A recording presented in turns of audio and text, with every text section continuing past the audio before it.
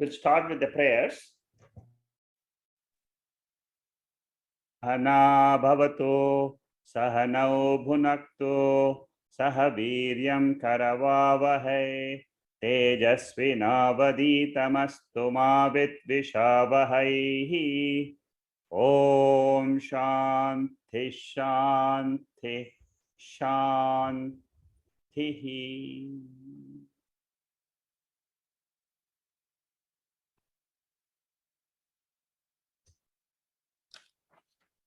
We are studying the Panchadasi, 4th chapter, called Dwaita Viveka Prakaranam. Dwaitam and Advaitam. The roadmap for spiritual journey is a journey of travel from Dwaitam. Dwaitam means duality, plurality, to Advaitam, which is Brahman. 69 verses are given by Swami Vidyaranya to take us along this journey from Dwaitam to Advaitam. Mandukya Upanishad in the 7th mantra says the nature of Brahman is Advaitam. It is that verse on which Shankaracharya has given all his bhashyams based on that one word Advaitam. His Gita bhashyam, his Brahma Sutra bhashyam, Upanishadic bhashyam.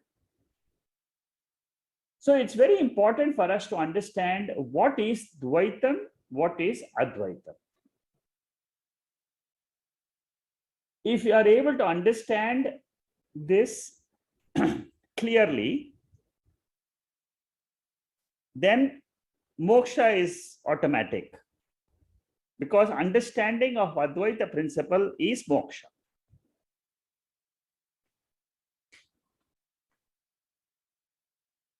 The experiences in 3 states of consciousness, 3 states of mind, if you analyze the 3 states, that is the best methodology to understand what is Dwaitam, what is Advaitam. The waking state is Dwaitam. What do you mean by Dwaitam? Dwaitam means I become a subject, an experiencer, and the world is an object of experience. Same thing happens in dream also. In Swapnavastha, I am the subject dreamer, and the world, the dream world, is the object of experience. Therefore, it is called as Dwaitam. In the sleep state, there is no object of experience, and I am there because the sleeper is there. So that experience of the sleep state is called as Advaita. See, these are just words of Sanskrit, but they are trying to indicate to us our experiences, and through our experiences, they are trying to teach us our real nature. So this is how you should understand Sanskrit verses. Sanskrit terms are all used in these sessions purely for us to know who I am. So what they say is, beyond the sleep state, which is experiential. You see, sleep state is experiential, but there is the nature, swarupam, of all of us. That nature is not experienced. It is not an experience through the Triputi, through the pramata, pramanam, prameyam, which is there in all the three states. So it is beyond the Tripoti, and that is called as Brahman. And that is not an experience, it is not an experience, but figuratively, it is called as knowledge, jnanam. So this is what we have to understand. Brahman cannot be experienced like an object, but it can be experienced or it can be known as the subject. It can be claimed as the subject. So this is the depth in which we have to travel from Dwaitam to Advaitam. In this chapter, we have covered 22 verses. The 22 verses, mainly what we have seen is Ishwara Srishti and Jiva Srishti. Jiva Srishti is what we are going into right now from verse number 14 to 31. Ishwara Srishti is common to all of us. The world, when you say Jagat, the sun, the moon, the stars, they're all objects of experience. It is common to all of us. Whatever is common to all of us is called as Ishwara Srishti. This is how you should try to discriminate between Jiva Srishti and Ishwara Srishti. As we go along every verse in this chapter, the Jiva Srishti will become more and more clearer. Wait till the whole chapter ends, then you will understand what is Jiva Srishti and how to come out of the Jiva Srishti and be free, realizing our nature as Advaitam. So I hope the journey is clear. The journey is from Dwaitam, which is experienced by us in the waking state, how to reach in the waking state itself Advaitam, which is our real nature, by knowledge. The journey is done in the waking state, from Dwaitam to Advaitam. It is possible. It is a very subtle journey, very, very very narrow journey where one can fall. One has to be very careful in understanding these verses. That's why I said, just understand, let the verses trickle into your mind to whatever extent it goes on, and go till the end of the chapter. Then you will see the impact of the whole chapter. With this, I will go to the 23rd verse, which we are supposed to start today. We have seen 22 verses so far. And third verse. Bharya snushanananda cha Bharya snushanananda cha Yata matetyanekadha Yata matetyanekadha Pratiyogi dhiya yoshir Pratiyogi dhiya yoshir Bhidyate na swarupavat Bhidyate na swarupavat. From this verses onwards, you will find that each verse is going to take you deeper and deeper into your mind. So be ready. you will find that you are going to go into deeper and deeper analysis of Jiva Srishti. Every verse you're going to go, the next verse is going to be more deeper, more deeper, more deeper, and then we're going to go still deeper. By the end of the chapter, you will find you are going extremely deep into your mind structure, and also what lies beyond the mind, which is consciousness. So take it that we are trying to enter our own experience of the mind, how we are able to experience the world, and how Vidyaranya is taking us deeper and deeper inside our own mind. So you have to apply these things into your own experiences. What does he say in this verse? He says that personal relationships are Jiva Srishti. Ishwara Srishti is the creation of the objects, creation of the sthula shariras, the sthula bhutas, sthula prapancha. That is the basic thing you should be very clear about.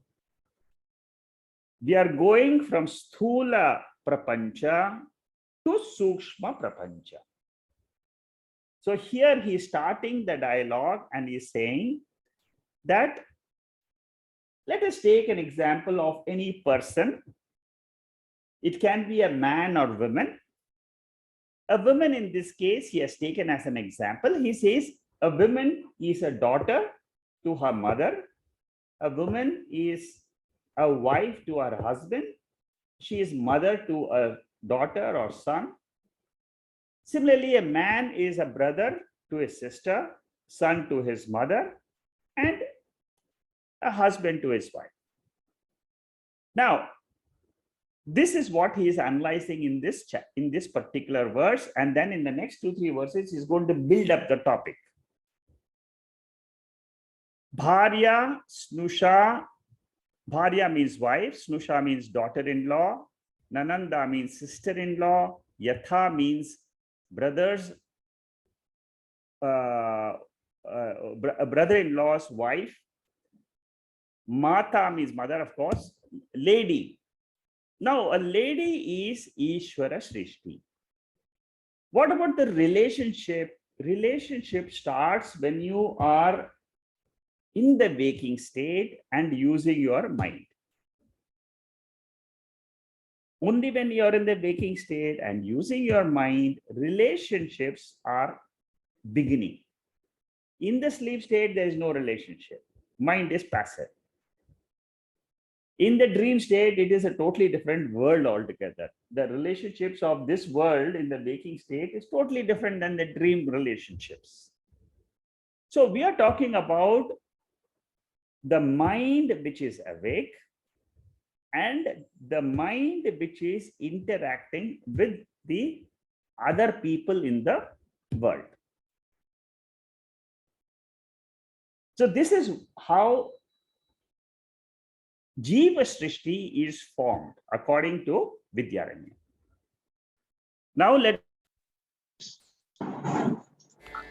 Nanu jnanani vidyantam, nanu jnanani vidyantam, akarastu na bhidyate, akarastu na bhidyate, yoshidvapushyati shayo, yoshidvapushyati shayo, na drishto jiva nirmitaha, na drishto jiva nirmitaha.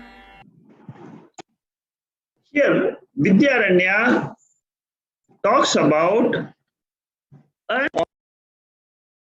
Pakshi. Purva Pakshi is Vidyaranya, the author himself imagines that there is somebody who is objecting this view of the Siddhanta. So he says,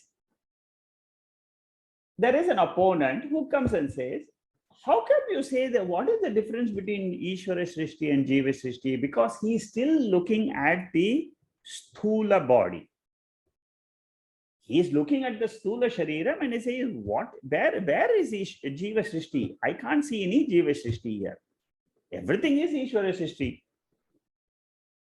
These different relations may be seen, but there is no change in the woman's appearance. She doesn't, because of these relationships, I don't see any physical difference in her. That is what is the opponent, because he's still seeing the Stula body. That is the objection in this particular, that is the essence of this verse. Jnana bheda eva na akara bheda. There is no change in the akara, in the form. It is there only in thought. Bheda is there only in the thought. Why are you so taken up as a Jiva Srishti and all that? Thoughts are different when I am with as a husband or a father or a son. But the form is the same. Where is Jiva Srishti coming in? That is what is the question of the Purva Pakshi. That is the essence of this verse. There is no Jiva Srishti. It's only a concrete creation. That is the conviction of a Purva Pakshi. Now let us see how the Siddhantin explains this.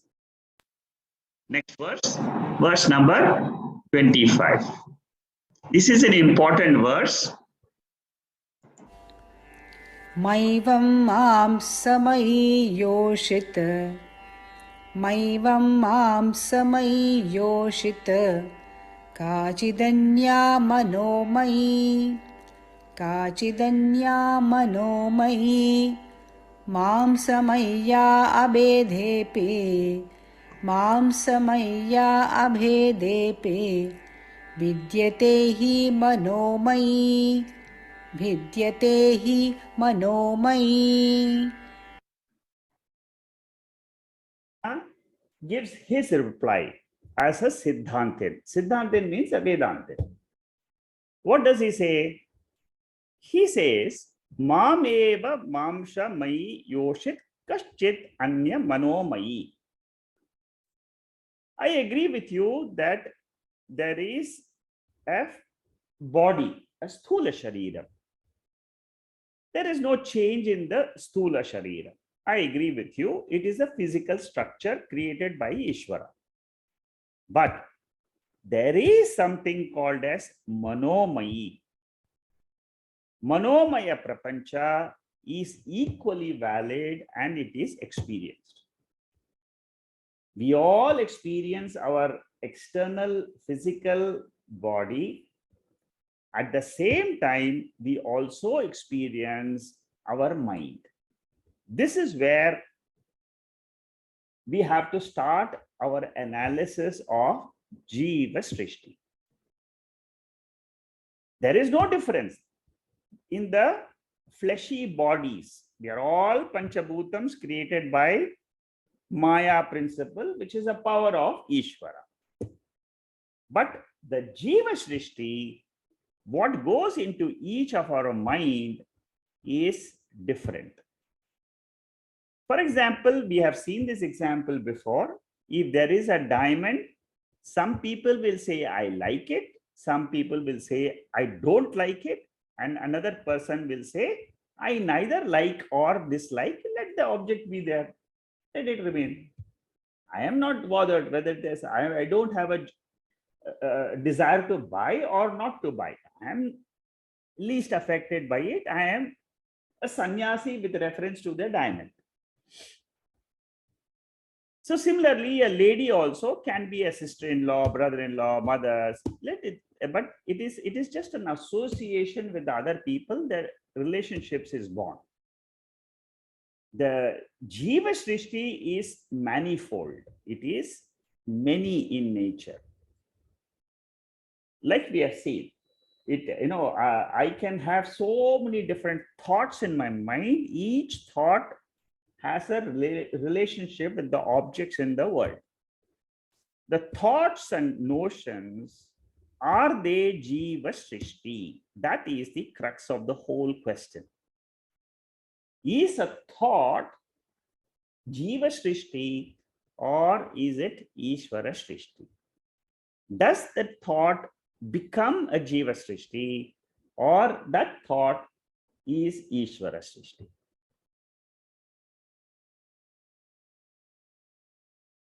The lady being Manomai, physical, or what happens in the internal Manomai, that is being analyzed in these verses. These are all revision slides, so I'm not going through each one of them. Here, Vidyaranya goes deeper into how we perceive the world. What is the object which I see outside? Is it really outside, or am I seeing the object in my mind? Is the object seen in the thought form in the mind? The impulses from the objects are taken in by the eyes, ears, nose. These are all different objects outside, the sense objects. We have seen this principle before, but now he is going to go deeper and say that even though the objects are outside, the perceptions of the world of objects is inside the mind in the form of vrittis, in the form of thoughts. Whether it is a form of an object, whether it is the sound, whether it is the smell, whether it is the taste, whether it is the touch, all these are inputs for the mind. Ultimately, they are not physical, but they are all mental world. When they reach our mind, it becomes Jiva Srishti. If the object is outside, externally, without reaching my mind, it is Ishwara Srishti. But the moment it comes, I come in contact, my mind comes in contact, what happens?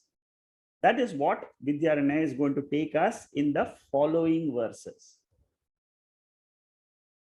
None of us perceive the actual world. We only have a mental world. This is the statement which Vidyaranya is trying to prove. So every thought is nothing but it is consciousness plus object. That now we see how he is going to develop he is going to go deeper and say it is consciousness plus the objects is a thought. So what is happening inside our mind? In our mind, we have that what our mind is called as antakaranam.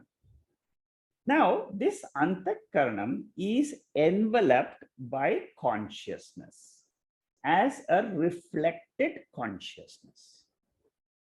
Okay, there is consciousness which is my real nature, but that real consciousness gets enveloped in a particular antakaranam. You have an inner organ which is basically a internal organ. We have external organs which are the eyes, ears, and golakas. They are all external. Our organs of actions are all to give the stimuli to the world. To receive the stimuli, we have the sense organs. Then we have the internal organ which processes the stimuli coming from the external world. That is why it is called as antakaranam. It is an instrument used by all of us. Each one of us has it. We have done the Panchakosha Viveka before in the previous chapter. You all know the Annamaya, the Pranamaya, Manomaya, Vijnanamaya, and Anandamaya. Vidyaranya specializes in vritti form to take us deep inside our real nature. In all the 15 chapters, you will find that Vidyaranya's speciality And when we do each of these chapters, you will go into the vritti. Every time he will come back and say, this is the vritti. It is coming into the mind. The mind is nothing but consciousness plus objects. Drop the objects and know your consciousness. That is his methodology. So a thought takes the form of an object. So inside the thought, what is there? Consciousness. That is the content. In that content, like for example, outside we have the space. Everywhere there is space. Wherever you go, there is space. In space, all the objects are there. Similarly, in consciousness, all the thoughts are there. This is how you should go deeper into our own mind. What is an object? It is inner consciousness fashioned in the form of an object. Because the thought takes the form of object. See, mind is an instrument. It can create thoughts. But what thoughts will become as a knowledge depends on what the sense objects are. If it is a form, you will get the form knowledge. If it is a sound, you will get the knowledge of the sound. So within every thought is consciousness. And consciousness is common to all of us. That is why it is called as Advaitam. Why ultimately the real nature of Advaitam, see how beautifully Vidyaranya builds this whole topic. In the end, he will say everything else, everything in the universe is only consciousness. He's taking us through these verses. He's going to take us deep. And then ultimately he will say that it's all nothing but one consciousness, Advaitam, which is expressing, which is seen as this external world. That's all. What gives form to the objects? It is the consciousness in the mind. Mind is equal to thought, and thought is equal to object plus consciousness. These are all some things which you have to understand first, and slowly you will have to contemplate on that. When you contemplate, what happens is this knowledge becomes crystal clear for you. A wave is nothing but water. One wave can be a large wave or a small wave. Similarly, thoughts can be different types. But the content of the thought is what? Like the content of all the waves is water, the content of all our thought is consciousness. Like a balloon is filled with air, similarly, every object which is inside the mind, which is seen by our sakshi, which is seen by consciousness, is filled with consciousness. Like the air, like you said, outside the space is there. Similarly, you should imagine that this is how consciousness and objects are perceived by us in our mind. A form of a mountain is a thought in the mind. Within the mind, there is that reflection of consciousness. Mind material is the raw material, is a reflecting material. This we have seen in Tattva Bodha. Mind is a reflecting material, RM. In this mind, which is almost like a mirror. You see, a mirror can reflect the sun. So similarly, consciousness is reflected in our mind. And that mind is our awareness, self-awareness. So the moment you wake up in the morning, you suddenly feel, I'm aware of the world. That self-awareness, without looking at any objects outside, aham, that aham, I, is reflected consciousness. Throughout our waking state, that aham will be there. Objects will be different. In the evening, you may go for a party, you may listen to music. In the morning, you may be working in an office. You may go for to the garden and see some flowers, smell some flowers. Objects of experiences are different, but aham, the reflection of consciousness, stays throughout our waking state.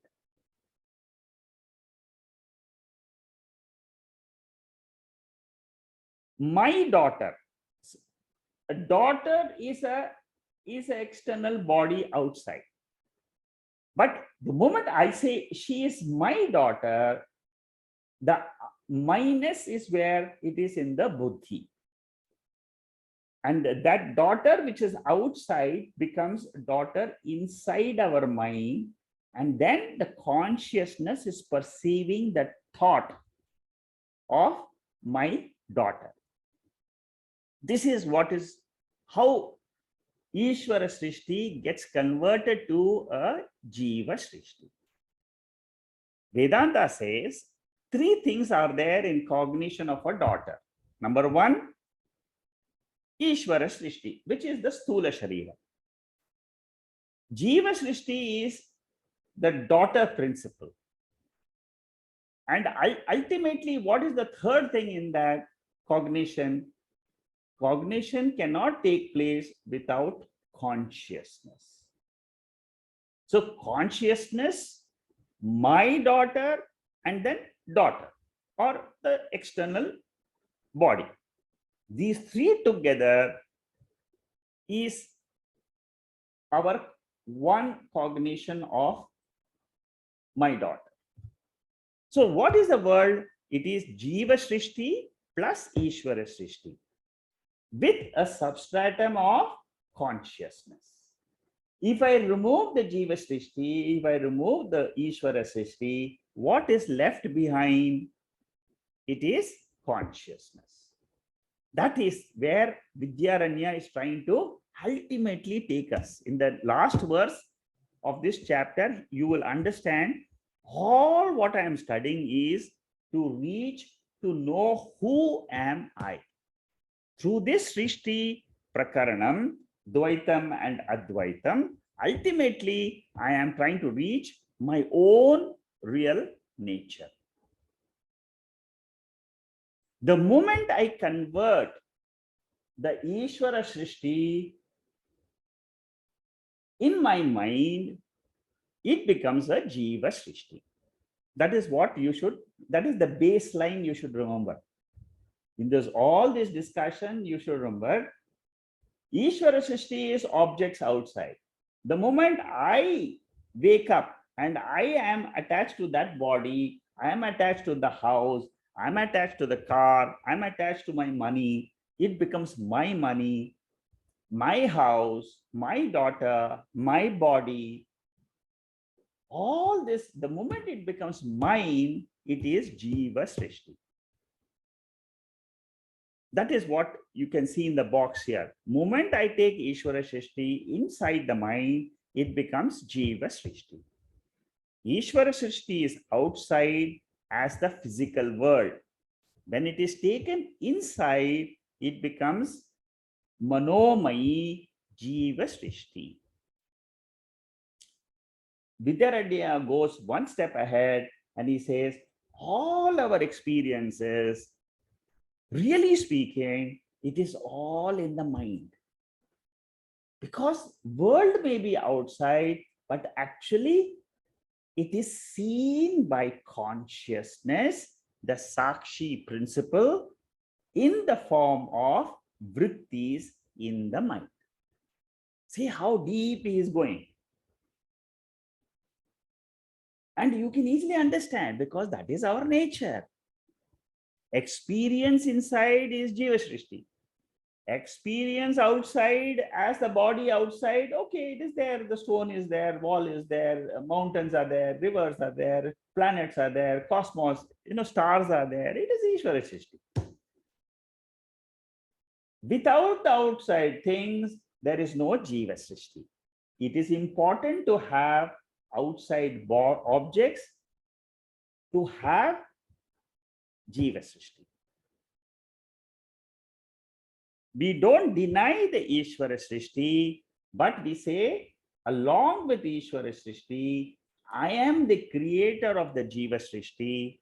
If I know how to take care of this creation of mine as thoughts in my own mind, I will be able to reach my ultimate nature.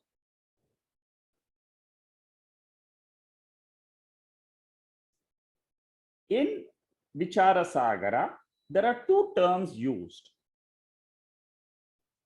All objects outside as Ishwara Srishti, it is called as Artha Adhyasa.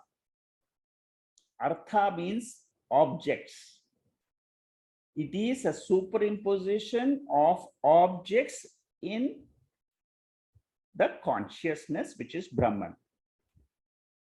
That is one type of superimposition. This is in a very high text called as Vichara Sagara. The same thing, there is a second superimposition. That second superimposition is called as Jnana Adhyasa. Jnana Adhyasa happens in the mind. Artha Adhyasa happens in the world. Jnana Adhyasa is called as Jiva Srishti. It is also valid. As valid as much as you can say the world is there because I see it. Drishti, Srishti, Vada. I'm seeing the world outside. You cannot say there's no world. That is called as Arthadhyasa, superimposition of the objects. In my mind, the objects are coming, and that is called as Jnanadhyasa. The moment it becomes, the world outside is not, it is only an Artha, it is only an object. But the moment it reaches inside, it becomes knowledge principle, which is Jiva Srishti.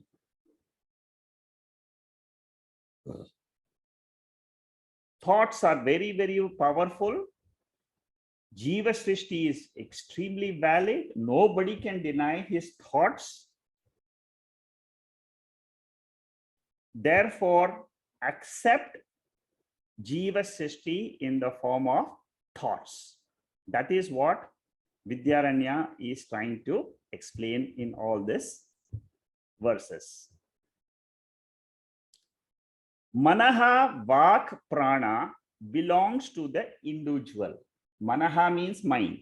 Vak means speech. Prana means the breath. They all belong to the individual. Karma and results also belong to the Jiva. I have done certain actions. The Jiva will get the result of those actions. And that will become Jiva Srishti. All this I have shown you before. It is just a revision which you can go through in your notes. They are. I'm not explaining all these thing, but I've already explained to you. So you will, when you read the notes, it will be quite clear for you these things.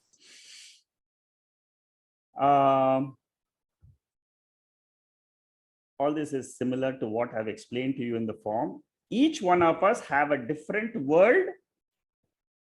Object consciousness in each mind is the same. See, consciousness, which is the base, that is same. The reflection, the reflected consciousness, like the reflected sun in all the mirrors, it is the same. Sun is getting reflected. But the mirror, if it has got certain impurities, if the mirror has got certain defects, then that defects will change the experience of sunlight in that mirror. So each one of us have got defects in our mind due to raga and vesha. there is coloration which happens because of our own raga and vesha. Therefore, perceptions of the objects are different. This is the next inner level you should go.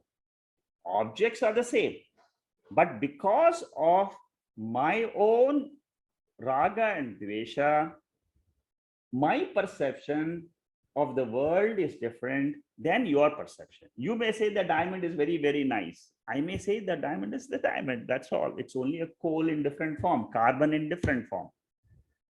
I see it like a charcoal. You see it like a diamond. You may run after it. I may say I don't want it. So that is the perceptive difference which is due to raga and dvesha in the mind. Consciousness is called as paramarthika vastu, whereas the objects outside are called as vyavaharika vastu. Consciousness is paramarthika because it is higher order of reality. Objects are vyavaharika. Consciousness is one. Objects are many. So we, in every perception, we should be able to see that consciousness which is responsible for the experience of all objects. This is where Vidyaranya wants us to go. When you see the world, don't see the world of objects and forms. See the consciousness which is seeing that world. Without consciousness, you can't perceive any objects in the world. Dwaita Viveka has this 20th verse, which is a very important verse in Dwaita Viveka. What does it say? It says every object has got three things.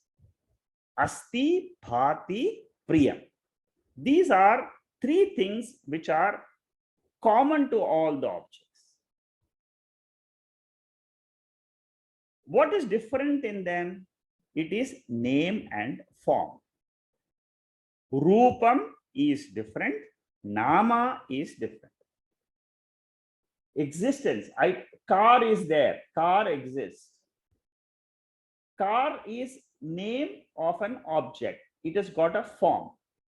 But existence, asti. Bhati means it is known. And priyam.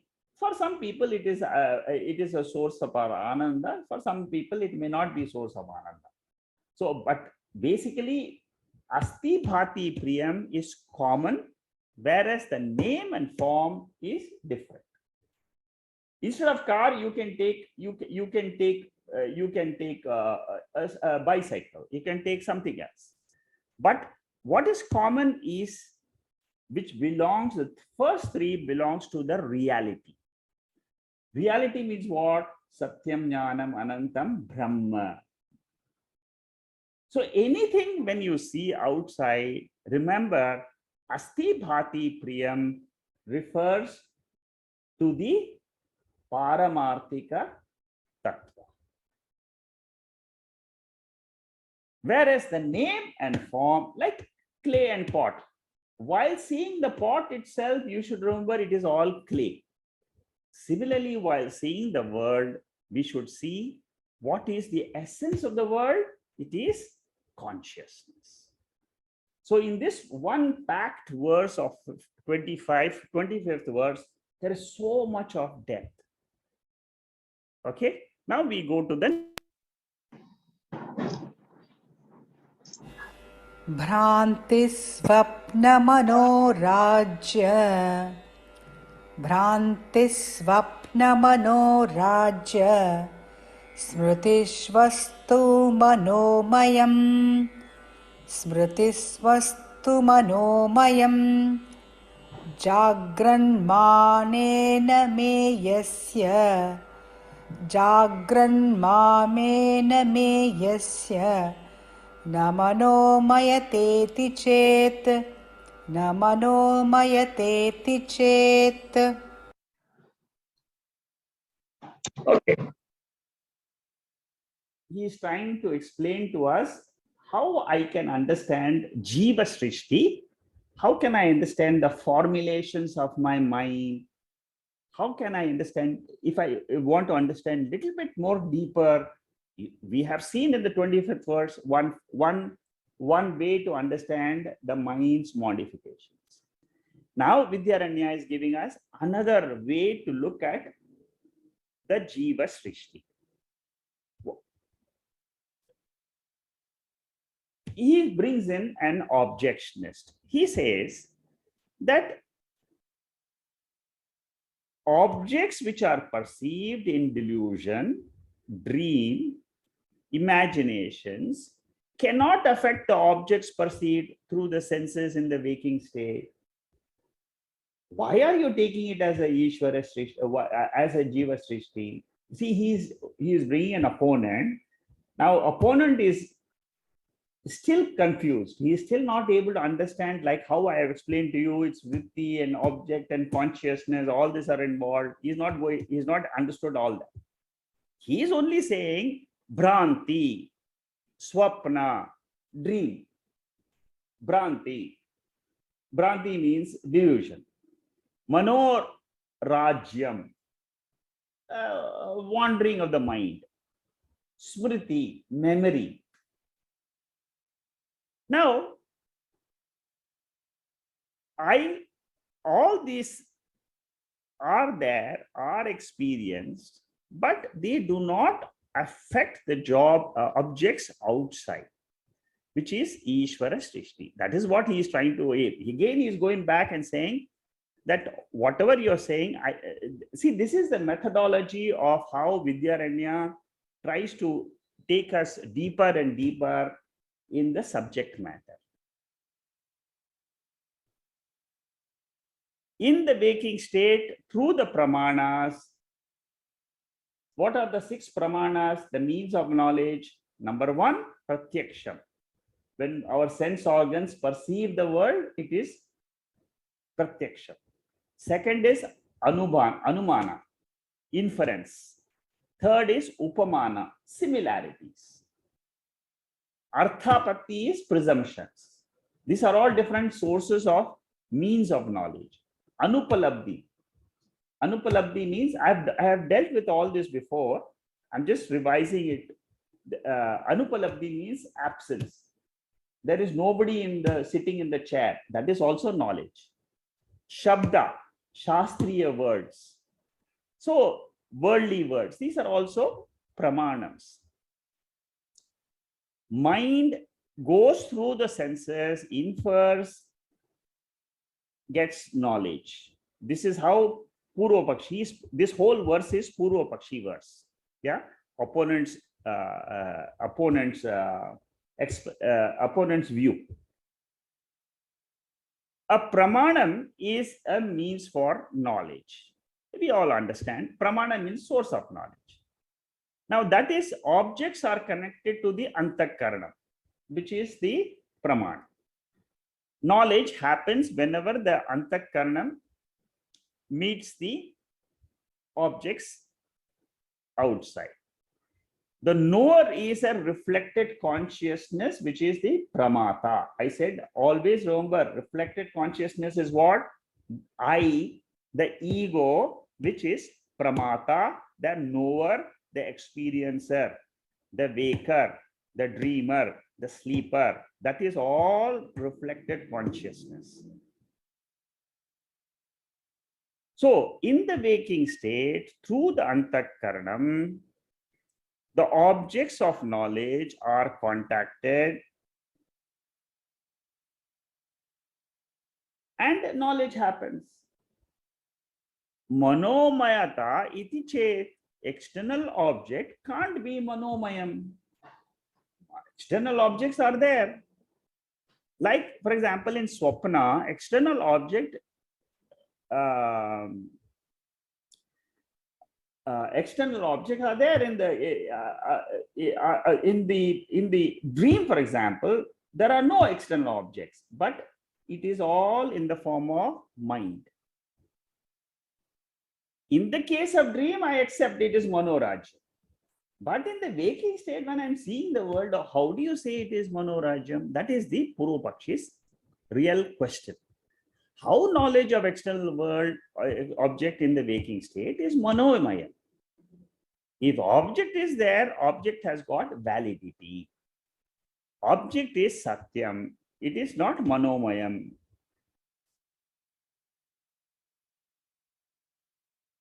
So this is the Purva Pakshi. You see, you must remember this is the opponent who is trying to understand what Vidyaranya is trying to say as Jiva Srishti. Then Vidyaranya says, I never said object outside is Manomaya. See, Siddhanta. Object outside is not Manomaya. But when it comes to the mind, it is Manomaya. Knowledge you have of the lady is mental. It is in the mind. The knowledge of a watch is prama. Jiva Srishti doesn't mean we reject Ishwara Srishti.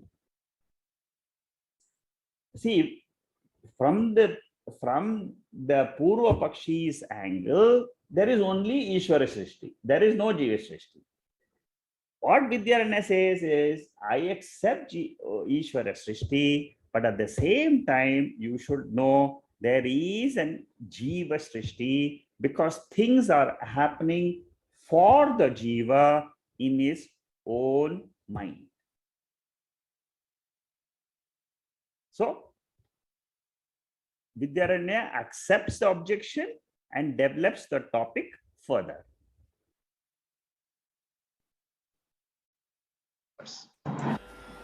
Badam manetu me yena, Badam manetu me yena, Yogastyadvishayakritihi, Yogatyadvishayakritihi, Bhashyavartikakarabhyam, Bhashyavartikakarabhyam, Ayamartha udiritaha, Ayamartha udiritaha.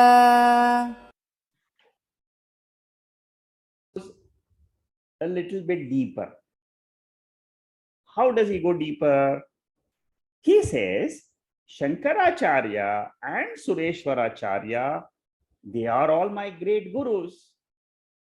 And they have acknowledged that the mind assumes the form of the external object inside. Whenever the external objects are there, the mind goes outside and envelops the objects, brings that object into my mind, and that is how knowledge takes place. So he is using his predecessors to prove the point that there is Jiva Srishti. Badam, first of all, he says, well, I accept your opinion that there is external world. He says, okay, I don't deny there is external world. But then you have to come to the point that there is an external world.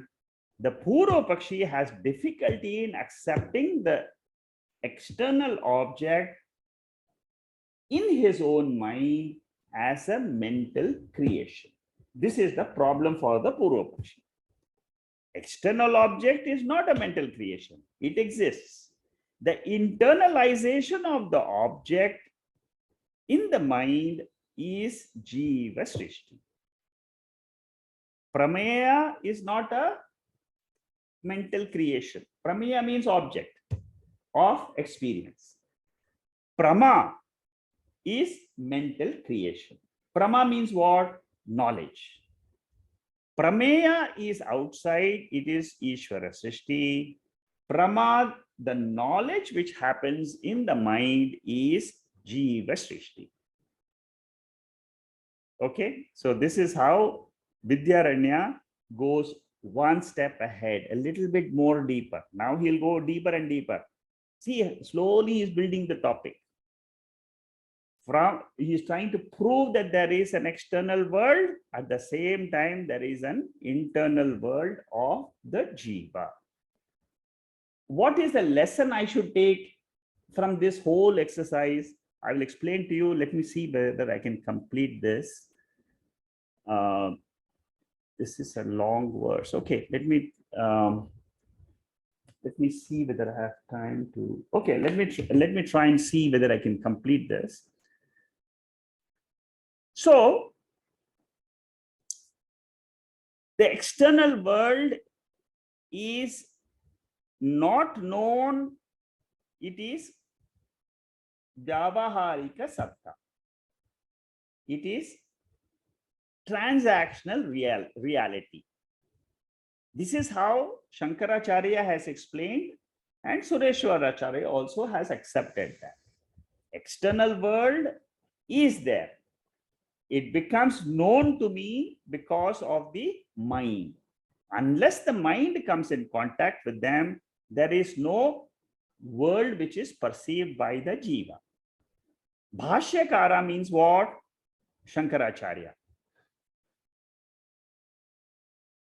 And he has said in the Brahma Sutra, he has said that this particular topic in Brahma Sutra, there is one sutra which explains how the objects are perceived in the mind. But which is what the Purva Pakshi is not able to understand, which is what I have explained in these slides. These are not so important, but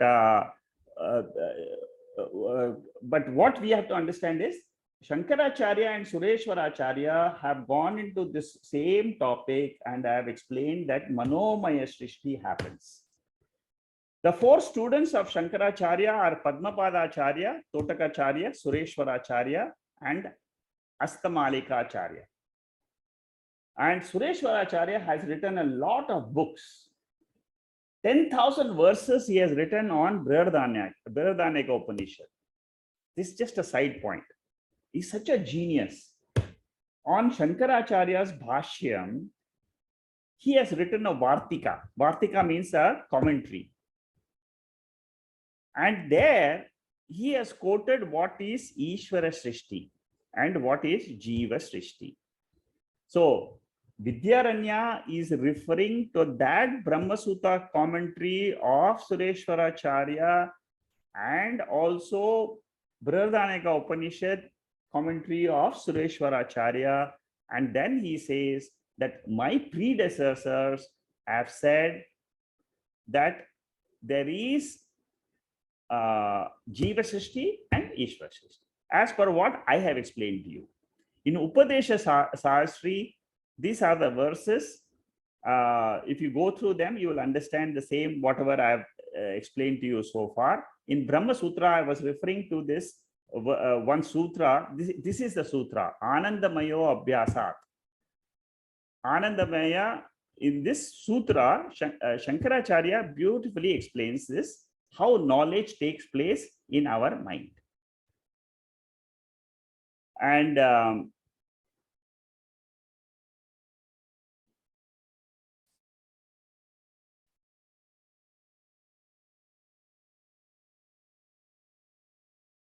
okay, these are just side informations, but whatever the verse meaning of this, I have already explained to you that Jiva Srishti and Ishwara Srishti are explained by Shankaracharya and Sureshwara Acharya in their works, which you can refer.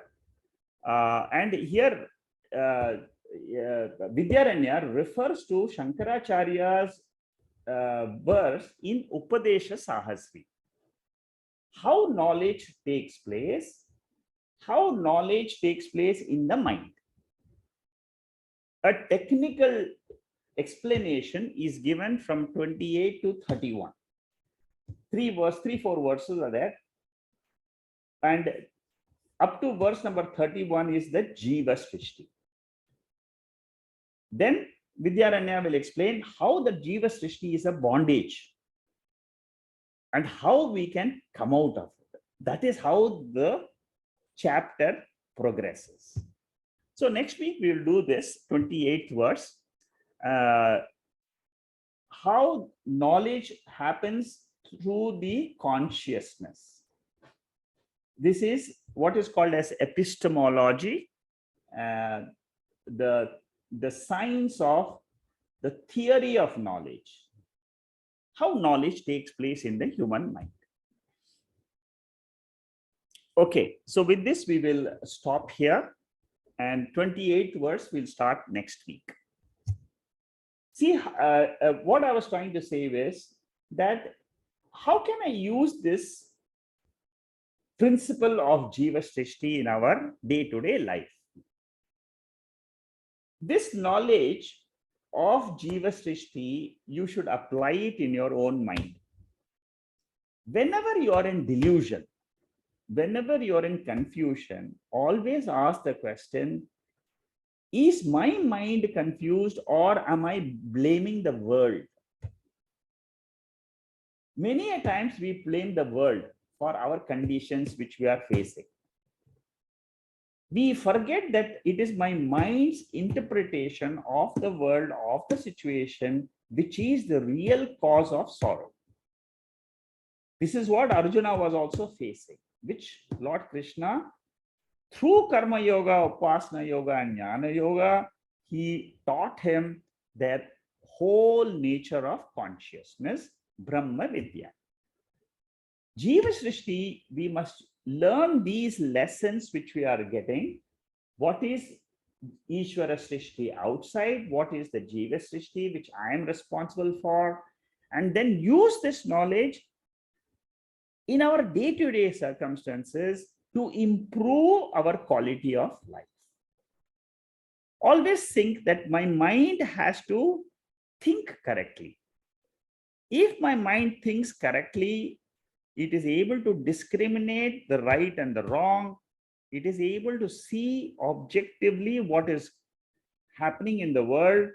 You will find that you are able to have better control over your life. Okay? Learn this whole chapter from this perspective. How I can use this chapter to improve my own quality of life.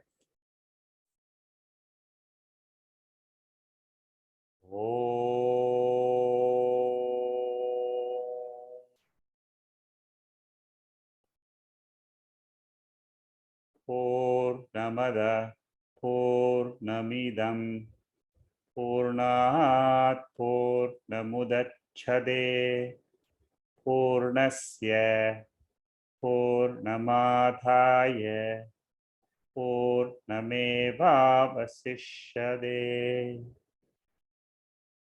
Om Shanti Shanti Shanti.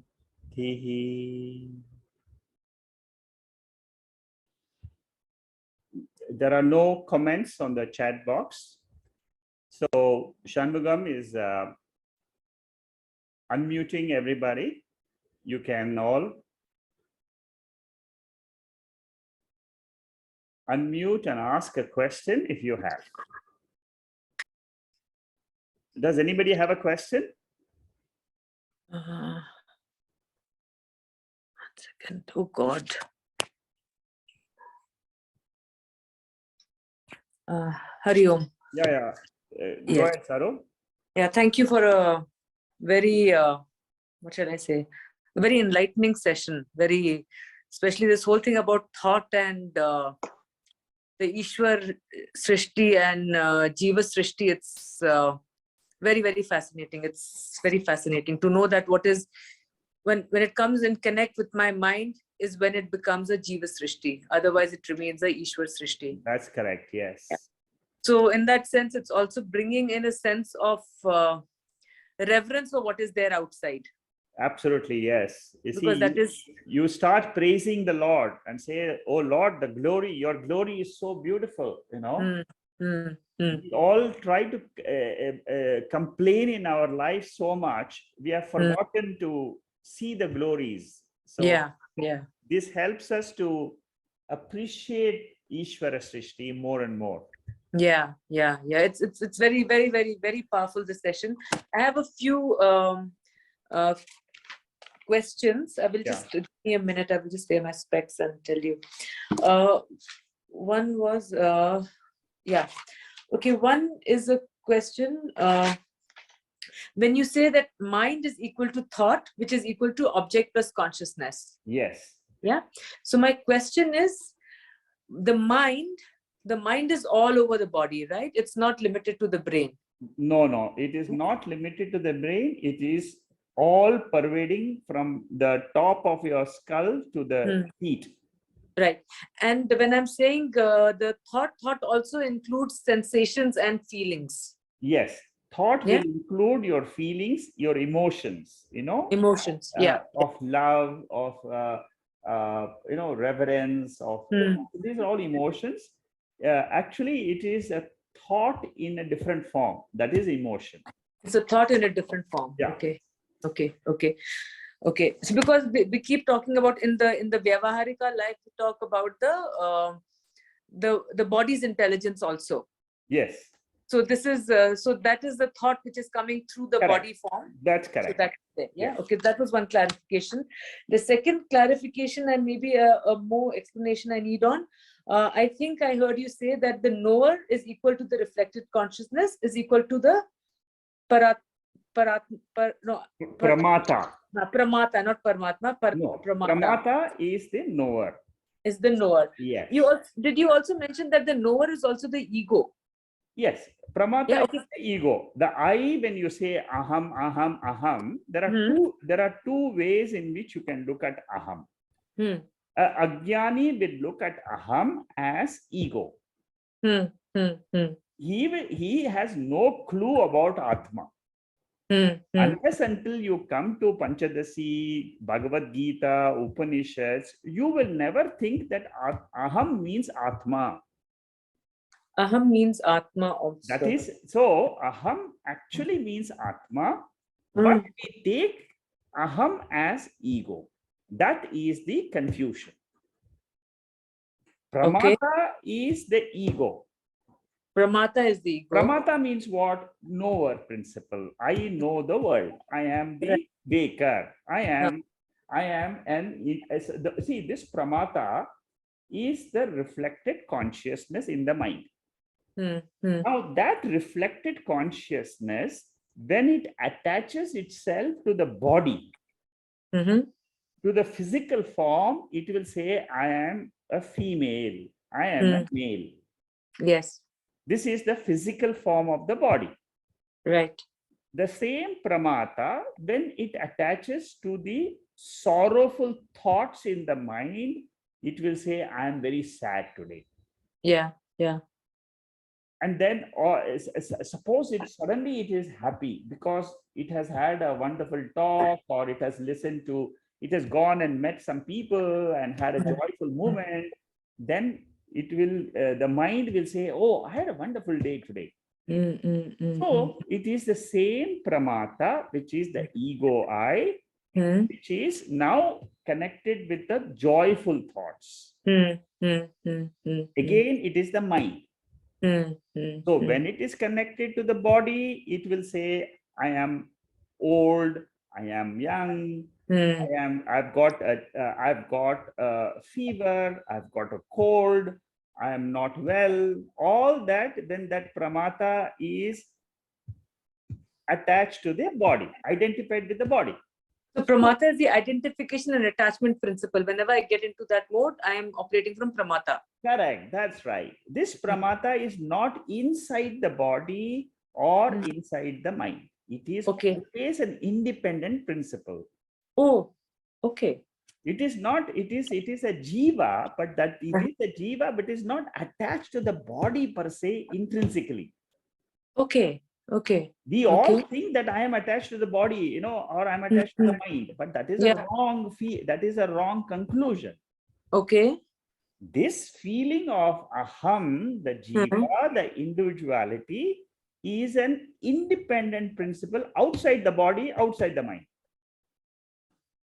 It is Okay, not, so it's part of the Ishwara Srishti then. no, No, don't no, confuse no. it. I'm only trying to explain to you what is the jiva. That's all. I'm Okay, not talking okay. about the Ishwara Srishti, Jiva Srishti. It is, Okay, I keep it separate. Right. right now, I'm only trying to tell you the components of the jiva. Right. Component of the jiva are three. Number one, the reflected consciousness. Number two, the mind or the body. Number three is the original consciousness. These are the three components of the jiva. Okay. Okay. Okay. Uh-huh, So uh-huh. this is how you should understand. You see, when you try to understand our real nature, this is how, if you analyze properly, I am, for example, you say, I told you that the moment you say, I am very happy today, I had a very sad day. So it is all, it's only saying that I am only attaching, instead of being a pure pramata, I am engaged in vyavahara with these comments about myself. Right. Now, right. these comments are okay in the vyavahara stage. You know, you cannot, in the vyavarika, you say, yeah, I had a headache today, I had a body ache, my spine is a problem, you know. This is okay in the vyavahara. But don't take this as the ultimate truth. That's what Veda is saying. So what's interesting is the jiva is reflected consciousness, mind and body, and original consciousness. The three are there. Yes, without that, there is no jiva. So it is doing the neti of the reflected consciousness as well as the mind and the body. Exactly. Yeah. You have hit the nail on the, absolutely, you have hit the correct thing now. The jiva is now saying, I am not the body, I am not the mind. Actually, I am the reflected consciousness temporarily in this body. That's all. Right now, I'm listening to the class. I am the reflected consciousness in this body. I'm listening to the class. I'm reacting. But actually, this reflected consciousness is not my real nature. I am the original consciousness. I'm the pure Turiyam. And that is what I am there in my sleep state. Without the body, without the interactions of the vyavahara, when I exist, it is called as paramarthikam. Yeah. It is called as absolute state or the higher state, the higher I. In fact, I want to share one thing which happened after the morning meditation, the one which we are doing this week. I was doing that and suddenly there was it's like a very fleeting insight that comes. It's very fleeting. Can't grasp it. It comes and goes. Yes. But I just realized that because you keep asking the question, what is the difference between the sleeping state and the waking state? Yes. Yeah. Yes. And it just occurred that in the sleeping state, there is full surrender. Oh, correct. Yeah. So the mind has surrendered to Sakshi. Yeah, it has surrendered, right? So if I can be that in the waking state with full surrender, yes, you know, that would be, I don't know how to reach there, but I just what you're saying is correct. That is what people try to do in meditation. They try to surrender their mind to the Turiya. To the Turiya. And to some extent, you will be successful. But to some extent, you will not be successful because of your prarabdha karma. It will push you back into the world. Come on. Yeah. So that keeps happening. You are trying to meditate and go back to your nature. No. I will not allow you. Come on. I will put you back into the world. Suddenly you start saying, come on, I have to get up and go. Yeah. That keeps happening. This push and pull is there. Yes. So that is what is your prarabdha karma. Yeah. And there's one more clarification. External world is equal to Ishwara Srishti, but you also said it is vyavaharika. Yeah, because I'm seeing it. You see, it is vyavahar. You see, what do you mean by transactional? Vyavaharika means transactional. Transactional means the pramata is active. Pramata is active. You see, whenever you think about transaction, you should think about triputi. Triputi means pramata, pramanam, prameyam. Pramata is the reflected consciousness. Pramanam is the body and mind, the instrument. Prameyam is the objects outside, the sense objects outside. Okay. So That's this three together is called as triputi. Okay. So whenever your mind is awake, you should know that it is a transactional reality. It is called as vyavaharika satyam. Where can I read more about Triputi? Where can you read? I will explain to you many times in these talks itself. It will come off and on. It will come in almost every in every chapter. The triputi will come. Okay. Okay. No, thank you. Thank you. That's it. And the last one we take away was very beautiful. I am not born. My mind is born to a new day. Yeah, that's very powerful. Yes. You see, I am the consciousness. I am ajaha, unborn. My mind gets born means it becomes manifest, it becomes unmanifest. Manifest in the waking state, unmanifest in the sleep state. Yeah. But in both the states, what is common? I am there. That I which is common in both the state is the real me. That is called as turiyam. That is called as the self. And that self is the self of the entire universe. To realize this, it will take you 10 years. Yeah. That's a very tough one. Yes. Yeah, it will take you 10 years. But the moment you realize that myself is the self of the entire universe, you will have that bhava called as sarvatma bhava. Jiva bhava becomes sarvatma atma bhava. That is what is called as brahma bhava. So the whole spiritual journey is slowly taking small baby steps in your own mind and walking the path of the spiritual journey explained in the Veda. Don't look at anything outside. Just follow the teachings of the Veda. You cannot bring anything from other literature and other things. For example, next week you come back. We'll be doing the verses now up to 31st. You will then see how deep we are going now inside. Again, this is the method to follow. And this chapter, again, from 32nd verse, it will tell you how to come out of this Jiva Srishti. How to come out of the Jiva Bhava and attach to Brahma Bhava. That is a beautiful section. So wait, slowly, you have to go, because this is not an external journey. External journey, you can take a flight and go and reach within 2 hours. From Delhi, you can go to Chennai or Bangalore or go to USA or come to Singapore or wherever it is. It is not a physical journey of the body. This is an internal mental journey of a thought reaching its source, which is Atma. A thought reaching its source. A thought reaching its source is the Atma. That is the journey. That is the Triveni Sangam. That is the real journey. That is what is called as Jivan Mukti or reaching Paramatma. And once you have done it, the amount of joy and fulfillment you will have in life is, you cannot express it. Because you feel that is the truth. See, the beauty is, it is your own internal journey, and it takes you deeper and deeper and deeper inside. And there is no other method except the Veda, which will teach you this journey.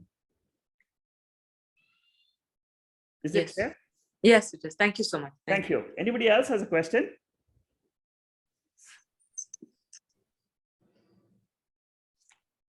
Shekhar, Yeah, Chandra. we are thinking that if we are going to see, experience the self, it is not possible, correct? It's not the experiential where you can feel and feel the bliss of it. It is a sort of a knowledge, is it? Yes.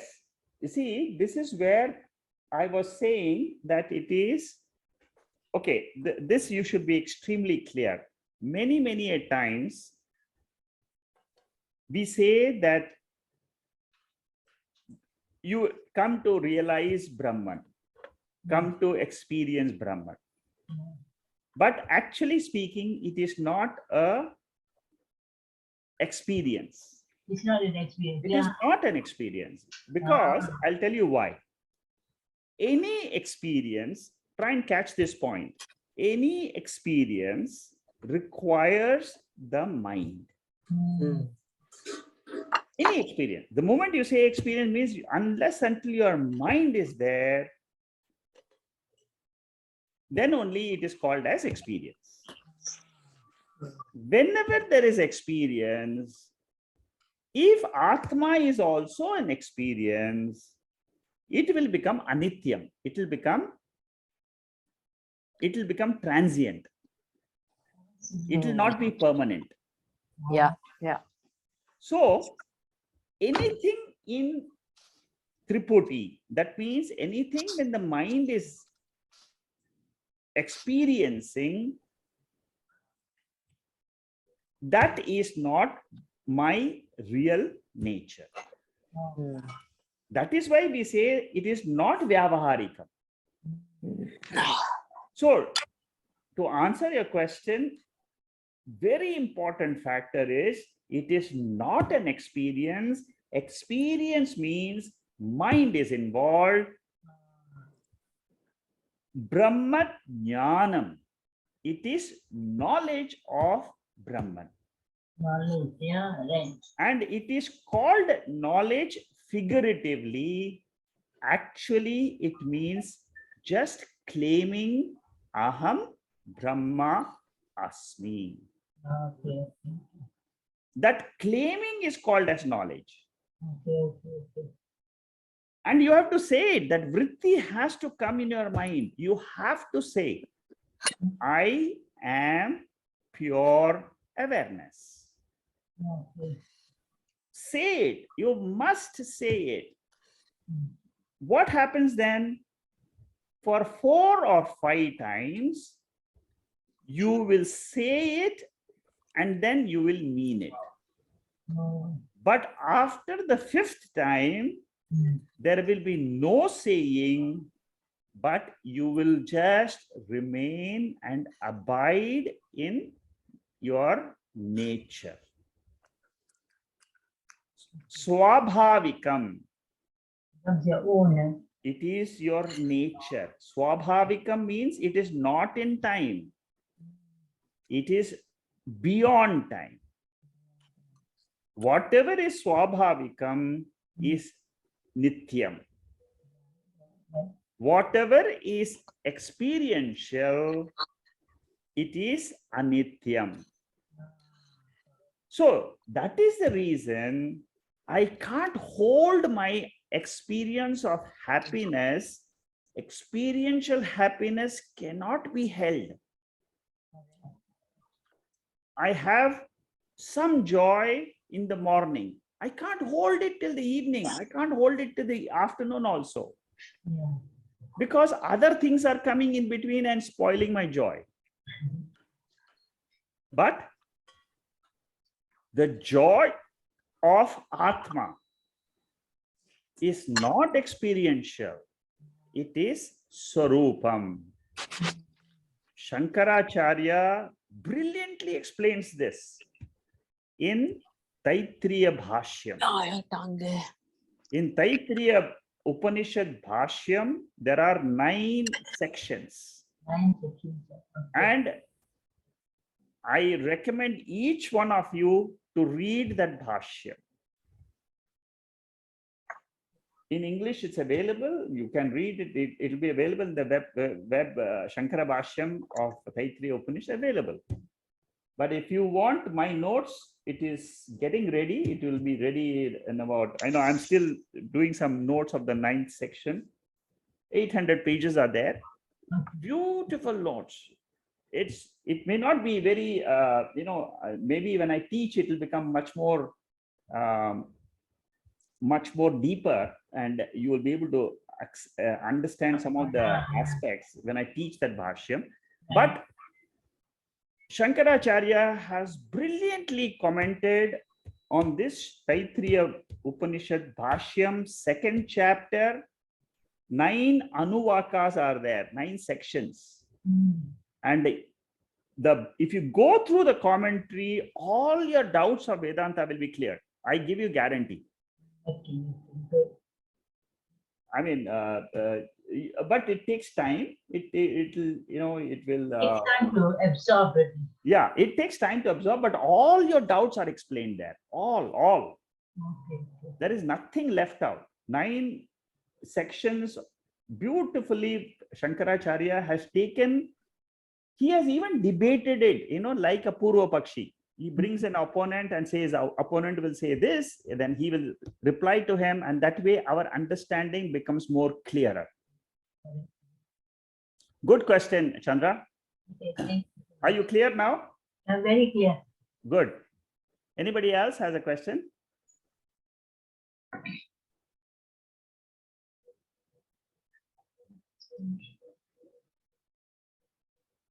Okay, if there are no questions, then we'll catch up next week, next Wednesday. I wish you all a very happy Diwali on Monday. Same to you. And wish you all a great celebration. And we'll again meet on Wednesday. Thank you. Same to you. Hari Om. Happy Diwali. Happy Diwali. Hari Om. Thank you. Very much. Thank you. Hari Om. Happy Diwali, Shikha ji. Happy Diwali, bye-bye.